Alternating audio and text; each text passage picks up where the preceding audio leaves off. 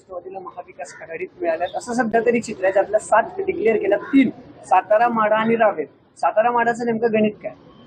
Weight and watch.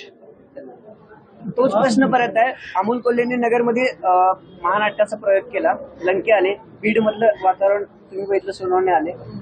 पुढचं plan काय असेल आणि सातारा माढ्याचं वेट अँड वॉच म्हणजे नेमकं काय? मी तेच म्हणालो, वेट अँड वॉच, कारण सगळेच पत्ते लगेच उघडायचे नाहीत. तुम्हाला या गोष्टी कळतील. आणि सातारा आणि माढा या दोन्ही मतदारसंघांमध्ये आदरणीय शरदचंद्रजी पवार साहेबांना मानणारा प्रचंड मोठा मतदार आहे. माढ्याचं तर आदरणीय साहेबांनी स्वतः लोकप्रतिनिधित्व केलेलं आहे. सातारा हे आदरणीय साहेबांचं आजोळ आहे आणि तिथे साहेब म्हणतील तीच गोष्ट साताऱ्याचा आणि माढ्याचा सुज्ञ मतदार हा आदरणीय साहेबांना या संघर्षाच्या काळात 100% मदत करेल. आणि येणाऱ्या काळात जी उमेदवारी जाहीर होईल तिथे तुम्हाला साहेबांचे, आदरणीय पवार साहेबांचे हुकमाचे एक्के समोर येताना दिसतील. फलटण आणि अकलूज दोन्ही माढामध्ये आहेत, त्यामुळे माढाचा खासदार राष्ट्रवादी काँग्रेस पक्ष शरदचंद्रजी पवार या पक्षाचा असणार, हे आत्ता लिहून घ्या.